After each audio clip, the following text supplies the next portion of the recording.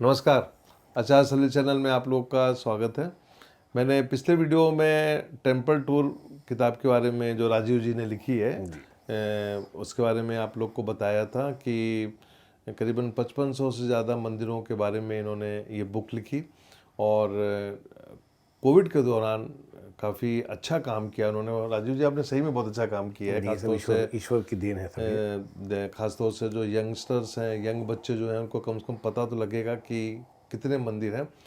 मैं आज राजीव जी से नॉर्थ इंडिया के बारे में जानना चाहूँगा, क्योंकि हम नॉर्थ में जब जहाँ भी देखते हैं वहाँ पे हमको मंदिर तो नज़र आते हैं, लेकिन अक्सर क्या होता है कि जो मुग़ल कालीन सभ्यता है वो नज़र आती है, और उसके पहले हमारा हिंदुओं का शासन था, सनातन परंपरा थी, तो वो टेम्पल्स हमको नज़र नहीं आया। तो राजीव जी आज नॉर्थ के बारे में बताइए कि नॉर्थ इंडिया में, खासतौर से दिल्ली में कितने पुराने मंदिर हैं और कहाँ कहाँ हैं, क्योंकि उनको खोजना भी वो बड़ी बात होगी। देखिए, दिल्ली के सबसे पुराने मंदिरों में से अगर हम बात करें तो वो सबसे पुराना मंदिर आता है नीली छतरी का, जो जमुना बाजार में है। अच्छा। नीली छतरी महादेव बाबा का मंदिर है।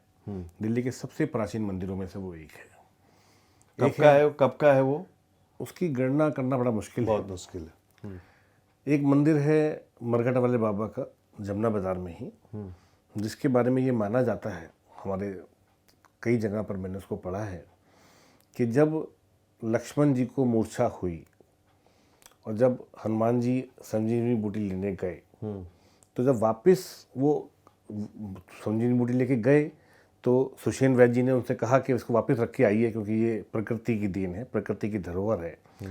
तो श्रीलंका से वापस आते वक्त उन्होंने यहाँ पर एक विश्राम किया मरघट वाले बाबा के मंदिर पर, और यहीं से फिर वो दोबारा हिमालय की ओर गए। तो इसीलिए उसकी भी एक अपनी महत्वता है।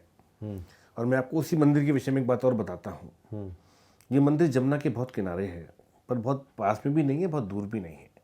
पर जब भी जमुना जी का जल स्तर बढ़ता है तो वो जल स्तर तब तक कम नहीं होता जब तक कि वो जल स्तर मरघट वाले बाबा के चरणों तक ना आ जाए। वाह। बहुत साइंटिस्टों ने कोशिश की, क्योंकि मंदिर में कोई जगह नहीं है आने की, पर जब तक जमुना जी हनुमान जी के पांव नहीं छूती तब तक उनका उतरना शुरू नहीं होता। एक और बहुत पुराना मंदिर हमारे दिल्ली में है, मेहरौली में, योग माया का। अच्छा। जिसके बारे में लोगों को बहुत कम जानकारी है। हाँ, मैं पहली बार सुन रहा हूँ। योग माया का मंदिर है। ऐसे ही जो हमारे संत नामदेव हुए महाराष्ट्र के, उनका एक मंदिर है लोधी रोड पर, जो माँ गंगा का एक मंदिर है। जबकि गंगा माँ हमारे दिल्ली में दूर दूर तक नहीं है, हरिद्वार से निकल के गढ़गंगा होकर निकल जाती है। पर माँ गंगा का एक मंदिर है पुरानी दिल्ली में, सीताराम बाजार में। इसी तरह से हमारा जो भैरव जी का जो मंदिर है, पांडवकालीन मंदिर है, वो प्रगति मैदान के पास है, पुराने किले के पीछे। वो पांडवों द्वारा स्थापित किया हुआ मंदिर है। तो दिल्ली की तो जो विरासत है वो बहुत पुरानी है मंदिरों को लेकर। और भगवान सत्यनारायण का इकलौता मंदिर दिल्ली में साइकिल मार्केट में है। अच्छा। नरसिंह जी का इकलौता मंदिर साइकिल मार्केट में है। भगवान गौरीशंकर का इतना पुराना शिवालय है, दिल्ली के सबसे पुराने शिवालयों में से भी वो एक है। जैनिज्म का जो हमारा सबसे पुराना मंदिर, लाल मंदिर, जिसके बारे में पूरे देश में चर्चा होती है। जैन्स का जब दिल्ली वो आते हैं तो लाल मंदिर के बगैर उनकी यात्रा पूरी नहीं होती। वो भी पुरानी दिल्ली में लाल किले के सामने है। तो इस तरह से तो बहुत दिल्ली में मंदिरों की कोई कमी नहीं है, बहुत ज़्यादा मंदिर है। और मैं आपको एक बात और बताता हूँ, दिल्ली में राधा रानी जो हमारी है, उनकी दो ही गद्दियाँ हैं। एक बरसाने में है, एक कटरा नील में है। ये कहाँ पे है? कटरा नील चांदनी चौक में है। अरे वाह। उसमें भी उनकी गद्दी है। वही जो बिल्कुल पद्धति और जो साज श्रृंगार वहाँ होता है, जो समय वहाँ पे होता है, वही यहाँ पर भी पूरा उसको फॉलो किया जाता है। अरे वाह। और ये कोऑर्डिनेशन जो होता है वो वृंदावन से और यहाँ के, हाँ, बरसाने से होता है। बरसाने से जी, बरसाने से यहाँ पे एक ही टाइम पे कोऑर्डिनेट करता सब कुछ एक ही, बिल्कुल सेम डिट्टो वही होता है। अच्छा, ये बताइए कि जब आप मंदिरों को, अब जाहिर है आप दिल्ली में हैं तो दिल्ली में मंदिर तो आपने घूमे होंगे, तो कभी आपने सोचा कि मंदिरों की जो दुर्दशा हो रही है, जो आप देखिए मंदिर के आसपास का जो एरिया है, मैं जम्मू में जो शिवलिंग है आपने देखा होगा काफ़ी बड़ा, उसके पीछे रणबीरेश्वर मंदिर की बात कर हाँ रहे हैं मंदिर बात कर रहा हूँ, जो वहाँ के रॉयल फैमिली ने बनवाया था जी। और उसके बहुत बड़ा कैंपस है वो, लेकिन आसपास मेंटेन नहीं है, बहुत गंदगी है वहाँ पे। तो कभी आपने देखा कि इनकी जो दुर्दशा के कारण क्या रहा है? देखिए, मैं एक बात आपको बताता हूँ, इसकी दुर्दशा का कारण कुछ हद तक हम लोग भी हैं। माननीय प्रधानमंत्री जी ने नारा दिया स्वच्छ भारत अभियान, हम कभी भी उसको फॉलो नहीं किया हम लोगों ने। बिल्कुल सही। हम मंदिर में जाते हैं तो हम चाहते हैं कि हमें 5 मिनट में दर्शन हो जाए और चाहे कुछ भी हो, बट हम तुरंत बाहर आ जाए। जब हम धर्म के लिए जा रहे हैं, जब हम आस्था रख के जाते हैं, तो हमें धैर्य भी रखने की जरूरत होती है। हमें उस साफ सफाई को भी रखने का ध्यान रखना पड़ता है। जहाँ तक सरकारों का सवाल है, सरकारों ने पिछले 10 सालों में बहुत ध्यान दिया मंदिरों के ऊपर, और आप देखेंगे कि मंदिरों की कायाकल्प में ये सरकार कोई कमी नहीं छोड़ रही है। कितने ऐसे पुराने मंदिर हैं जिनके जीर्णोद्धार के ऊपर बहुत ज़्यादा महत्व दिया गया है। एएसआई ने अपना काम बहुत अच्छी तरीके से करना शुरू किया है, पहले भी करती रही है वो, पर और तेज गति आई है उसके अंदर। तो मैं ये मानता हूँ कि थोड़ा थोड़ा समय लगता है कुछ चीज़ों का। अब आपने जम्मू का जिक्र किया, अब आप जम्मू में देखिए, हम जाते हैं तो हमारे को सिर्फ एक ही मंदिर मिलता है, हम उसके दर्शन करते हैं और फिर हम वैष्णो देवी चले जाते हैं। पर आप देखिए, बावे वाली माता का इतना सुंदर मंदिर है, रणबीरेश्वर जिसका आपने भी जिक्र किया। हम जब कटरा जाते हैं तो कटरा में 9 देवी का एक मंदिर है, पर हम सीधे हम चढ़ाई करते हैं, फटाफट जाते हैं, दर्शन करते हैं, वापस आते हैं, दिल्ली आ जाते हैं, यात्रा हो गई। आपको मैं बताऊं कि रियासी जिले में ही हमारा एक मंदिर है जो डमरू की शेप में बना हुआ है। अच्छा, आपने उसका जिक्र किया? मैंने जिक्र किया है। अच्छा, बहुत बढ़िया। मछेल माता का इतना बड़ा मंदिर है। हमारा एक वंगनाथ टेम्पल है जो गंदेरबल जिले में है। श्रीनगर के पास एक खीर भवानी का टेम्पल है जिससे रावण का इतिहास जुड़ा हुआ है। तो हमारे कश्मीर की इतिहास को ले लें, हम मंदिरों के विषय में बात करें, और आपको बताऊं, श्रीनगर में एक पंडे-थान मंदिर है जो साउथ इंडियन स्टाइल में बना हुआ है। अब श्रीनगर में साउथ इंडियन स्टाइल में मंदिर होना, और उसकी लाइव मंदिर है, पूजा होती है रोज। इस तरह से हम पंजाब आ जाएं, हरियाणा देखिए, कुरुक्षेत्र अपने आप में इतना बड़ा स्थान है, उसमें देव काली का मंदिर इतना बड़ा हमारी शक्तिपीठ है। उसके बाद उसका जो इतना बड़ा एरिया है, उसमें मंदिरों की कोई कमी नहीं है। अगर हम उसमें जीवन भी लगा दें तो हम पूरे मंदिर नहीं घूम सकते। इतना बड़ा वो एरिया कुरुक्षेत्र का है जो 5 जिलों में फैला हुआ है।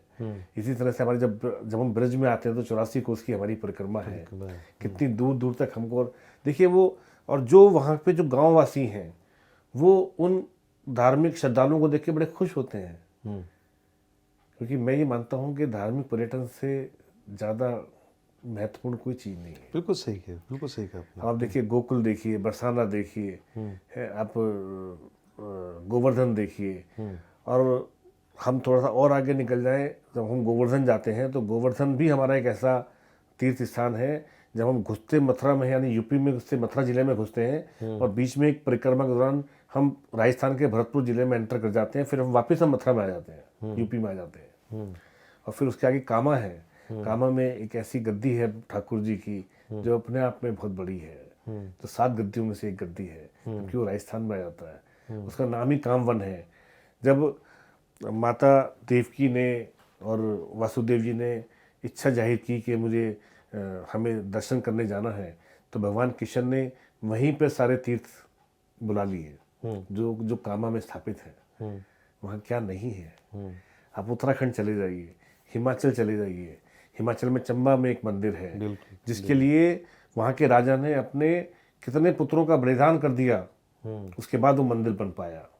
उसका जिक्र मैंने किया। बहुत सुंदर। आप देखिए उसमें उनकी शैली देखिए, सारा लकड़ी का काम है। आप माना गांव है हमारा हिमाचल में, जहाँ के जो रस्मों रिवाज हैं वो उन तक सीमित है। उन्होंने उसको इतना संभाल के रखा हुआ है, इतना संजो के रखा हुआ है। ऐसी एक यात्रा होती है उत्तराखंड में, घंटागढ़ महादेव की यात्रा, इतनी दुर्गम यात्रा है कि वो यात्रा करने वालों की हिम्मत है।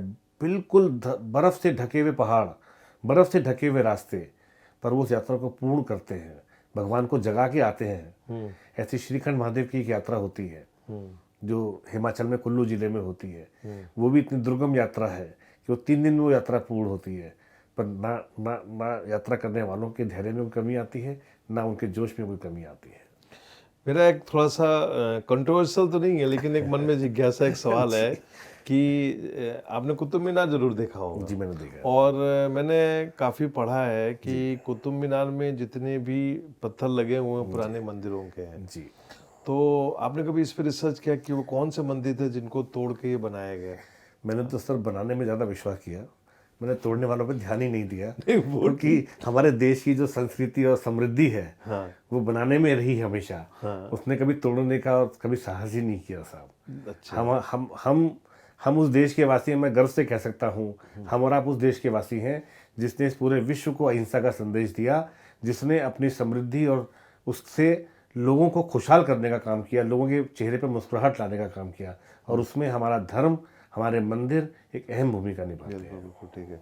तो ये आज राजीव जी से जो चर्चा हो रही थी नॉर्थ को लेके, 5500 मंदिर बहुत लंबी संख्या होती है और इससे ज़्यादा होगी, क्योंकि मेरी जानकारी के अनुसार करीबन 17,000 के आसपास मंदिर हैं जो अपना जीर्णोद्धार मांग रहे हैं। मैं अपने फॉलोअर्स को बताना चाहता हूँ कि इस बुक में जाएं और इसमें जो मंदिरों के बारे में बताया गया है इसको आप लोग देखें। और चूँकि सरकार में बैठे लोग जो हैं वो मेरा वीडियो देखते हैं, तो मैं उनसे भी निवेदन करूंगा कि मंदिरों का जीर्णोद्धार करें, खासतौर से उसमें टूरिज़्म डेवलप होता है। और यदि टूरिज़्म मिनिस्ट्री को हम थोड़ा सा स्ट्रॉन्ग कर दें तो मैं समझता हूँ कि बहुत सी समस्याएं जो हैं वो ख़त्म हो जाएगी।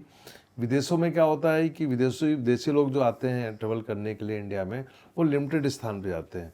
ये किताब जो लिखी है इन्होंने टेम्पल एंड टूर्स करके, मैं समझता हूँ कि ये एक मील का पत्थर साबित होगी खासतौर से विदेशों में। और इसको लोग पढ़ें और देखें कि भारत में 5500 मंदिर जिसके बारे में राजीव जी ने जिक्र किया है कि वो कितने धनी थे, कितने विशाल थे। मैं अपने फॉलोअर्स को एक बात और बताना चाहूँगा जो मैंने अपने पूर्वजों से सुनी कि एक ज़माने में राजीव जी सोने के मंदिर होते थे जी, और उनको ज़मीन के अंदर दबा दिया जाता था। जी। और जब अंग्रेज़ों का शासन आया तो उनको निकाल के तोड़ के और फिर उस पूरे सोने को लेके अंग्रेज़ वो अपना इंग्लैंड चले गए। तो अब ये कभी कभी तो लगता है कि ये किंवदंती होगी, लेकिन जब मैं गोल्डन टेम्पल को देखता हूँ और बाकी साउथ के टेम्पल्स को देखता हूँ जहाँ पे सोना का भंडार है, इतना सोना है कि आप सोच नहीं सकते हैं। उस ज़माने के जो राजा लोग होते थे कितना गोल्ड को प्रेफर करते थे, प्रिजर्व करते थे। तो मुझे लगता है कि सोने के मंदिर भी रहे होंगे और मैं समझता हूँ कि ये भी एक प्रकार के मंदिर जो है वो टूरिज़्म के माध्यम से काफ़ी इनका जीर्णोद्धार हो सकता है। और मैं अपने फॉलोअर से रिक्वेस्ट करूंगा कि इस बुक्स को देखें और इसको पढ़ें। ये फ्लिपकार्ट में उपलब्ध है। कोई भी सवाल हो, कोई भी क्वेश्चन हो, आप डायरेक्ट मुझे मेल कर सकते हैं, राजीव जी को मेल कर सकते हैं। और किसी भी मंदिर के बारे में कुछ जानना चाहें भारत में, राजीव जी ने सर बोला कि हम बनाने में बिलीव करते हैं, तोड़ने में बिलीव नहीं करते। मेरे कुछ कंट्रोवर्शियल सवाल थे लेकिन वो उसको टाल गए और जाहिर है आप लोग सब समझ रहे होंगे कि मैं क्या पूछना चाहता था। लेकिन उम्मीद करूंगा कि इन आप लोग छुट्टियों में ये जो 5500 मंदिरों के बारे में बता रहे हैं उनको देखें, घूमें।